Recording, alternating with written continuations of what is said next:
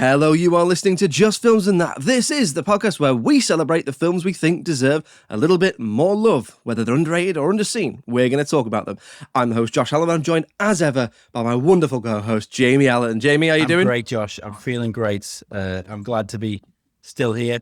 I thought you tricked me when you said that I was going to be the continuing co-host of this, and then you just never called me again.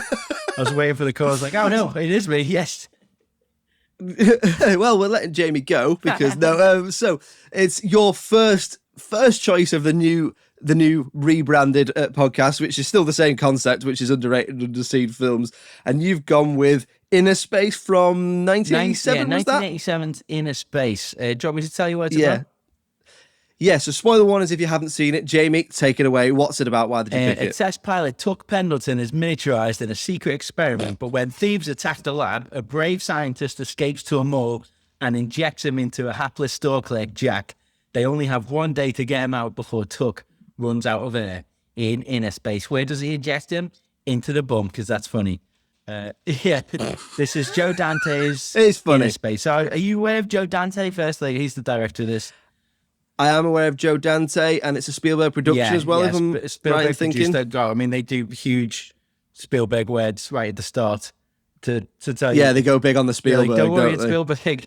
And then we got that again with Transformers. We're like, oh, film me once. Yeah. But yeah, this Joe Dante, people who haven't seen this, they might know from like Gremlins. He normally... As we said, Gremlins. Did he do the Turtles movie, one of the Turtles movies, or am I thinking of someone else? No, he didn't do the Turtles. He did Gremlins. He did the Burbs. He did... Small Soldiers is what I know him and from. Howling. Yeah, so tonally, Joe Dante is normally like, you can show this to kids and pretend like it's too naughty for kids. Like that's right. What I think he matches. I see what you mean. So this was one of my, like, we watched this as kids. We loved it. It was a staple in the Allen household. I'm fairly sure we videoed it off the telly once. And yeah, just the creativity behind it. Loved everything. This was your first watch, wasn't it?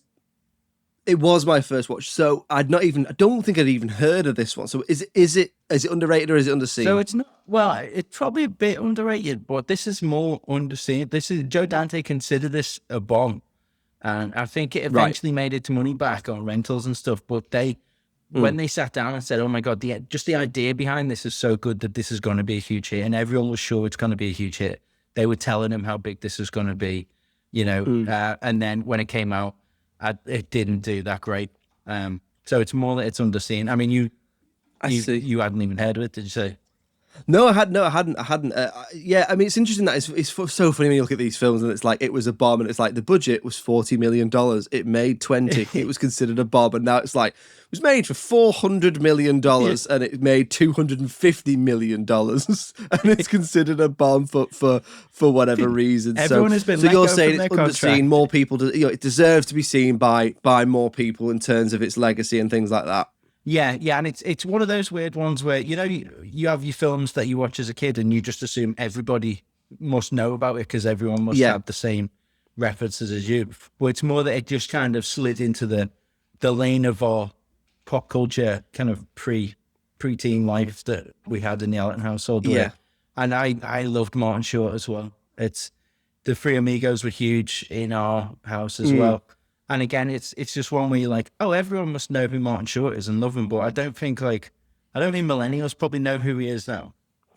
So I didn't know much about him. I became more aware of him as he got older. But I remember him in, he's in one of the Santa Claus films, isn't he? He's Jack Frost, isn't he? Yeah. Yeah, I think I saw him in one of them, but he didn't become a household, he didn't become someone I was aware of as just how successful and famous he was until probably really quite recently, maybe like I've not even seen it, but things like Only Murders in the Building and other little. He's in Father the Bride, isn't he? He's really good in Father the Bride. It's a character who could easily be like quite hateable, but I think there's just something lovable and innocent about him that.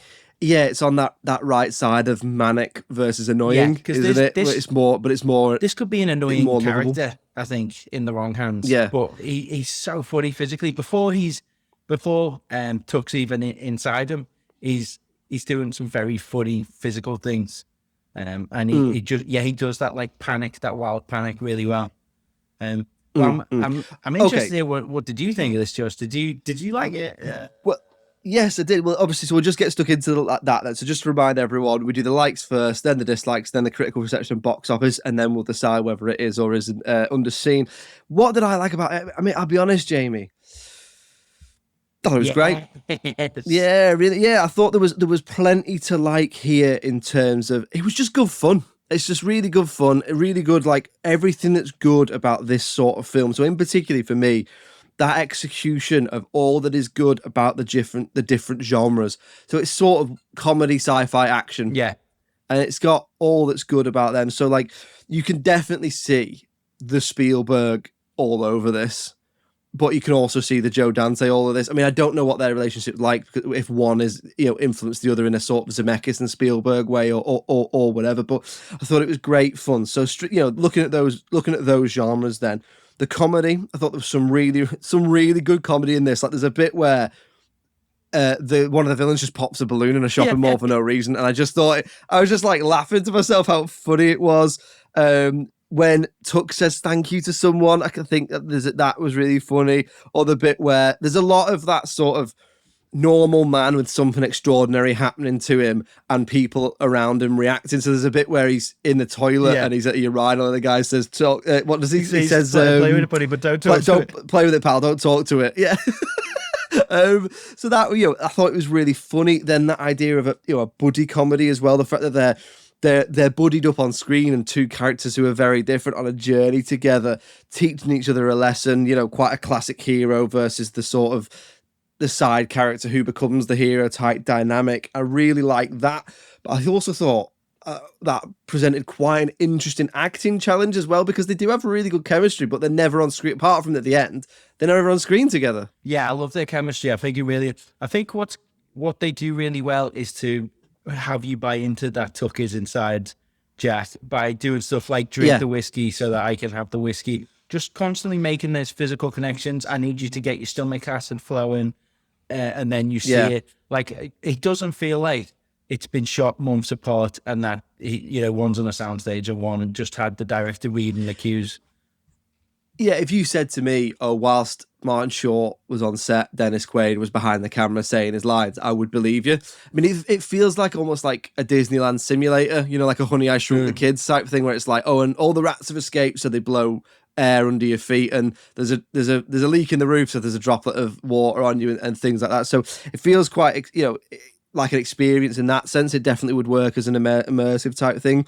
I thought the action was good as well. Like, there's some really interesting set pieces in there, some really good old-fashioned practical stunts, like the truck chase where he's on the door. Really, really enjoyed that. That had a sort of almost Jackie Chan feel to it, in the way he's swinging out into the road and things like that. And like you say, just interesting ideas, like he wants to have a drink of Southern Comfort. Why he would, I don't know, because it's gross, but he wants to have a drink of Southern Comfort, so they have to figure out a way for Dennis Quaid to be able to drink inside of a man.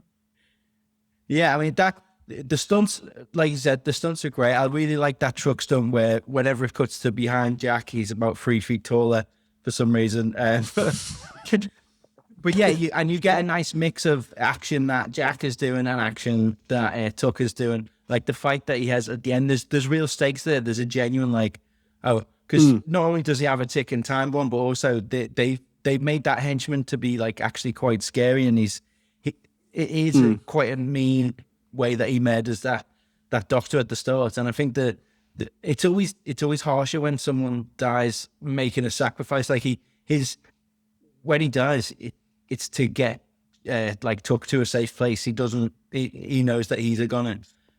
So yeah, he falls on his sword. Yeah, sort so of they've thing. added like actual stakes to that villain. The Jaws ripoff that we've got is as in Jaws from Bond, not Jaws the Shark. Jaws the Shark, here he comes. Just sent miniaturized the shark. Said that in. And also there's I think what Joe Dante gets spot on in these films is tone. Like, he knows when to go too slow, spot on. Because the stuff with the face changing does not make sense at all. Like Martin Short is a short man, and he comes out, like he said, he becomes as a Robert Picardo, who must have about 6 inches on him at least. But I don't care because the way they do the face manipulation is, I laugh at it every time. I think it's the mix of noises. Yeah, no, I thought, that's the other thing as well, that sci-fi element, it's got that thing of the effects still look good. Even when they look crap, they still look good because they work within the world of the film. And that's what I think people, well, filmmakers these days miss out on a little bit. That's why, when Nolan does a big stunt, I do think there's something in people going, oh, did you know he actually flipped a truck, or he actually nuked a town, or whatever it is he did for Oppenheimer. But he knew Japan. It was but you know what I horrible. mean? Like, yeah. but there is something to that where even like when we were on yours, on Mission Impossible, I was talking to my partner she's not a massive film fan, but she said, oh, I really liked in the last Mission Impossible in the biplane scene. She was like, you can just see he's doing it. Yeah, and you can see that he's really inside of a man in this. He's really inside of a man, and that's the thing is Dennis Quaid's dead now because Martin Short. Well, no, I think because he's floating around Martin Short. So this won an Oscar for best special effects, and I think like you say, there's a great mix of back screen projection where they've actually filled like real internal organs, and also they've made a lot of great fake organs. Like there's a lot of like rubber things to represent the blood cells. Like is it like blood cells, like big discs and stuff, isn't it? Yeah. It all looks like the kind of stuff you'd see on a science documentary. When he goes to a heart, it's not like, a big sick, like the cartoon. Like when you look at it, you're like, oh yeah, and the sounds are great in it as well. Like yeah.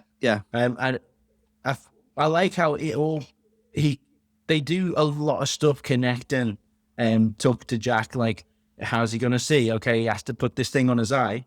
So you get two great gags from that. One, that it actually hurts Jack's eye, but then also when there's a light shining into Jack's eye, it blinds Tuck.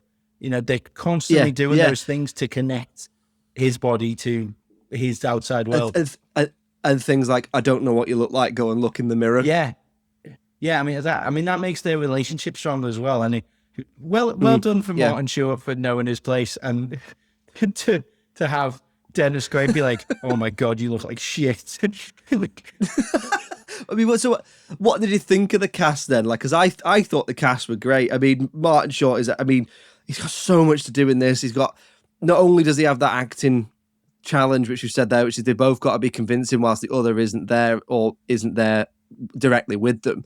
So Martin Short's got that manic physical thing to do, but then I think Dennis Quaid's good at it as well. I mean, Dennis Quaid's a good leading man. He's a bit diet Harrison Ford, but I think he's good. And then Meg Ryan is very, she's very likable, charismatic in this. I mean, this film is responsible for Jack Quaid. Yeah.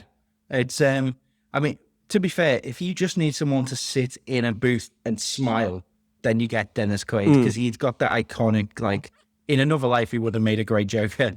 He's got the Joker smile, and even Jack Quaid, you can see, has got the best bits of his mum and dad. He's so charming, and in some, like, do you know how in the Fast and the Furious movies the films work so hard to tell you how cool Dom is and how he's the toughest, and in this and family, they don't have to do that in this. He is just cool. He drinks too much, but it's actually sad. It's not cool. He's not respected by his peers.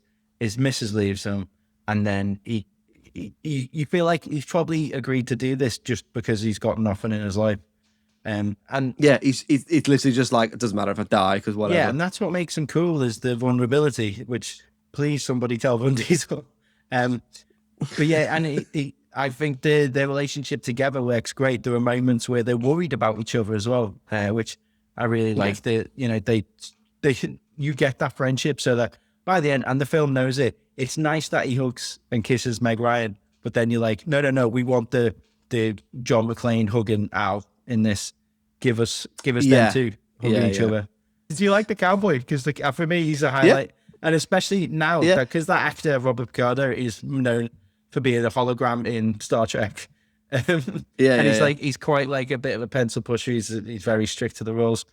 To have him as just this like sexy, swarthy, like, and I don't know what accent he's doing, but it's his Tommy Lee Jones' Two-Face.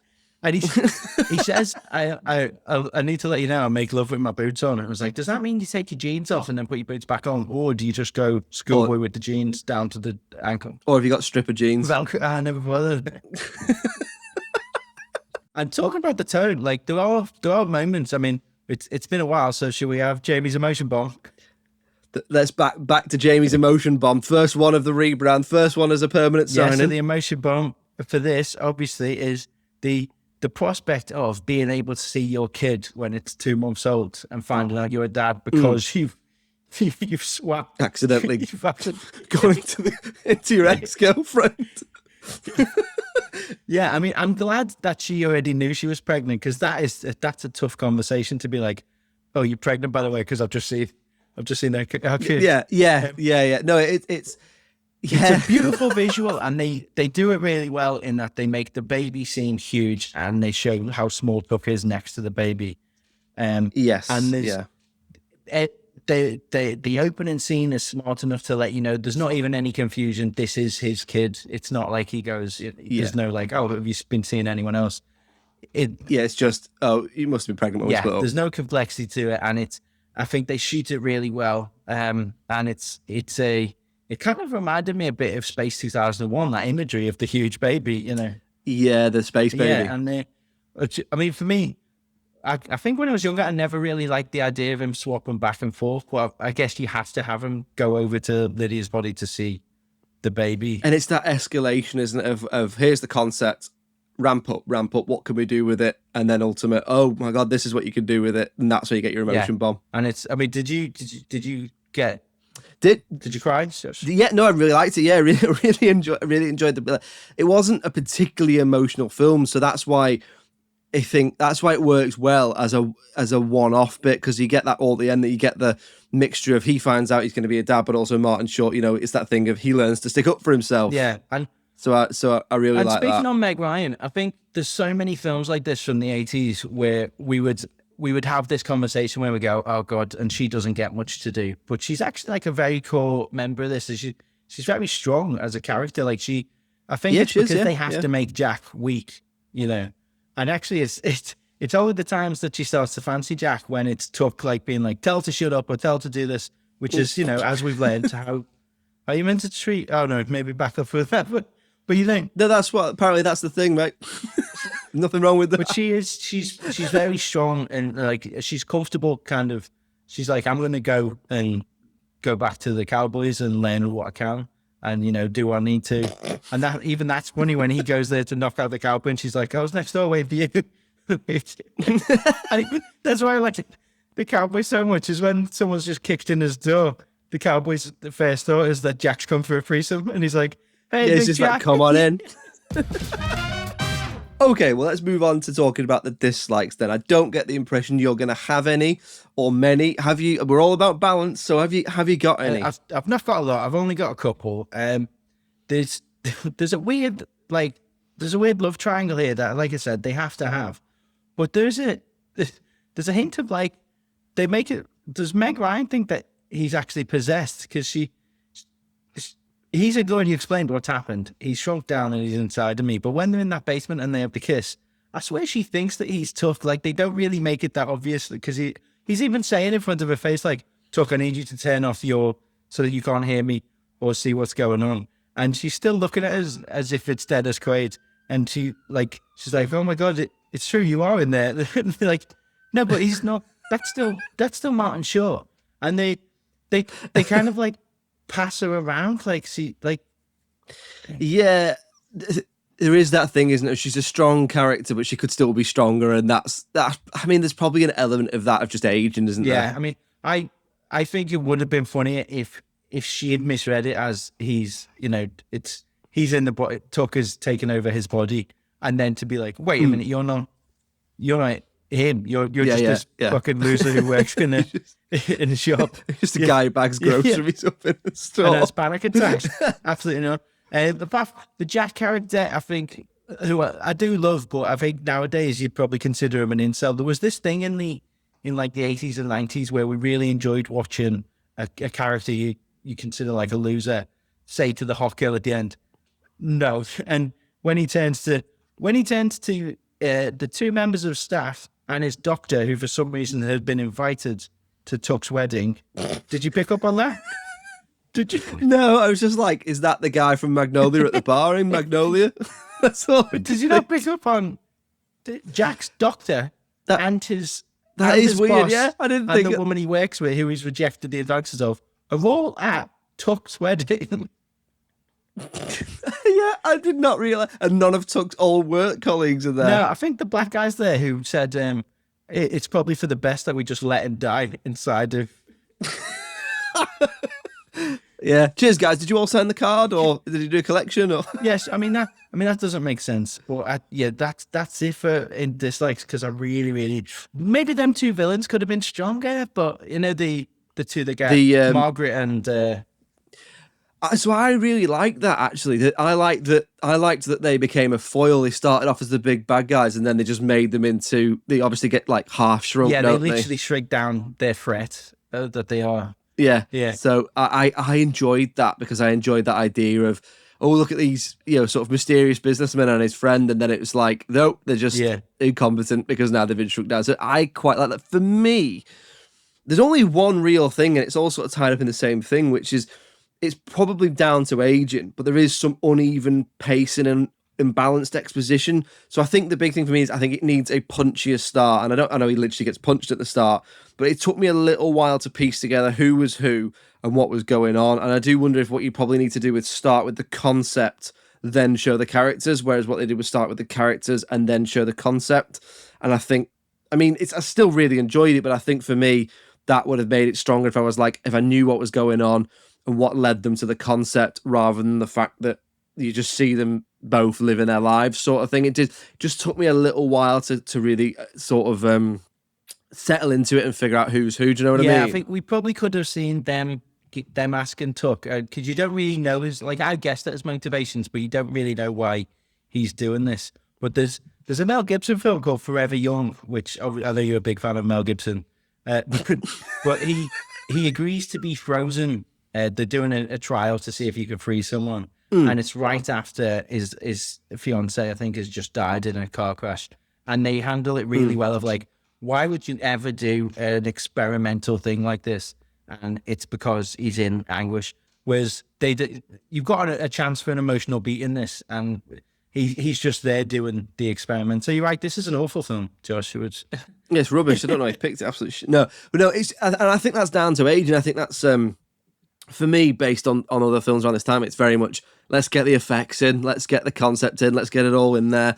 Doesn't that matter that much about character? And it's not aged that badly. It's aged much better than some films that came after it in terms of everything, like that you say, like the way the characters are represented, the effects, things like that. But it just took me a little while to be like, right, who's that, and who's that? Obviously, you got the Dennis Quaid and Meg Ryan thing. Didn't know. I thought Martin Short was like going to be another person for the experiment. Oh, right, yeah. Because it starts with him in therapy, and I was going to be like, oh, they're going to both go inside someone. And it's going to be tough guy, nerdy guy. But I liked the dynamic in the end.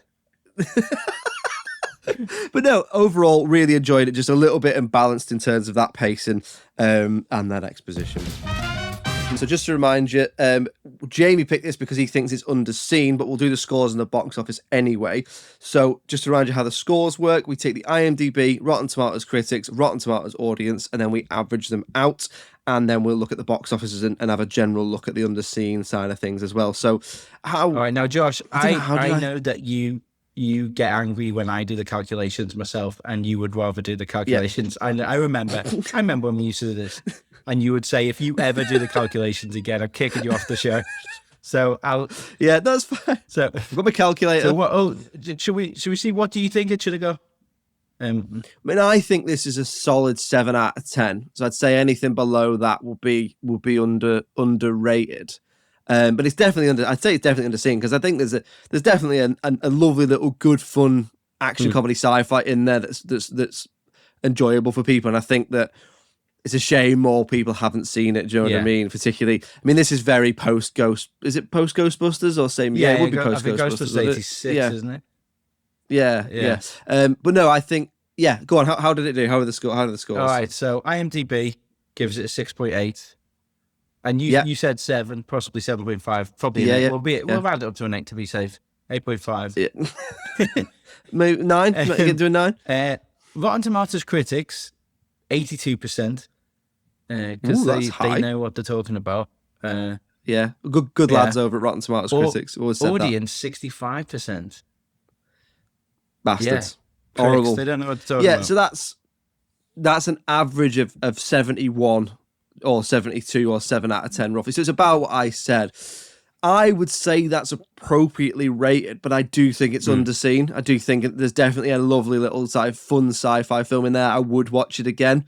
What would you say? Like, are you happy with that? Yeah, I'm happy with giving it. Do you want to fight me? I'm happy with giving it a 7. It's one of those where, because I watched it as a kid, it's like an 8 or 9 to me. But if you're coming into this as a like Batman Forever, if you're coming into this as a cynical adult that isn't used to good films, but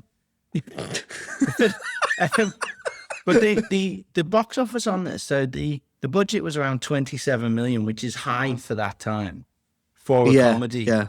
And it's an independent indie film now. Yeah. That's just the Nosferatu cost of the penis in there. Yeah. But I couldn't find the worldwide box office. The box office in the US and Canada was 25.8 million. And this was a time when you're probably not looking at much more then, are you? Back then, it wasn't a case of filmmakers making stuff for like the market in China. And it was considered a box office disappointment. And I think it's just because they were all so on board with this concept. Because, like with your Indiana Joneses, this feels like one of those like 1960s TV shows. Like, people have got small and they, Yeah. I mean, if this is coming out now, it's going straight onto streaming and disappearing forever, isn't it? Yeah, and it's the comedian in the, it's 2 comedians, isn't it? It's it's The Rock and Kevin Hart. The Rock is it's The Rock inside Kevin Hart. But no, Joe, look. I think they missed it. I would have liked to have seen that alternative ending where he actually just becomes big size and explodes bits of Jack all over the wall. Well, okay, so are we saying appropriately rated and underseen? Yeah, appropriately rated, underseen, and if people out there who haven't seen it, I'll give it a watch. It is a lot of fun. If you like your Spielbergs, if you like your Joe Dante's action sci-fi comedy, Ghostbusters, things like that, like you say, even Indiana Jones, it's well worth a watch. Yeah. It is good fun. There we go then, another film in the bag. Innerspace is appropriately rated and underseen, and Jamie picked it because he thinks it's underseen, so presumably he's absolutely made up with that. We'll be back with another film next week. In the meantime, if you'd like to get in touch with us, it's filmsandthatpod@gmail.com. We're trying to do much more of your listener suggestions. So if you want to suggest a film, drop us an email saying a film that you think is underrated, underseen. Tell us a bit about yourself and why you think that film's underrated or underseen. You can even do it via a voice note, which we will put in the episode. You can even do it by leaving us a rating and review, and in the rating and review telling us a film that you think we should do. If you do that, it will definitely take priority because it helps other people get the podcast seen. If you're looking for other film content, you can also listen to Jamie's brilliant podcast. Jamie, where can they find it? What's it about? Fantastic, John. So I host another film podcast called The Best Movie 2, which will guide you in where situations where you might feel like, I don't know what I want to watch, I'm hungover. Well, look up our episode, what's the best movie to watch when you're hungover? Or I've just been dumped. We give you scenarios in life, and I think because you featured on about 50% of the episodes, it's safe enough to say you're the co-host on that. Yeah, more or less. Yeah, and what's the best film to watch if you've broken up with your girlfriend who's pregnant, but you don't know she's pregnant until later on, and you're sort of burnt out and drunk, but you're also an Air Force pilot. Leaving Las Vegas, I think. Innerspace, that's right. Midsummer. But yeah, that's Jamie's podcast. It's available wherever you get your podcast. There will be a link in it in all episode descriptions moving forward, so do give it a listen. And yeah, we'll be back next week. It's goodbye from me. Cheerio. Bye.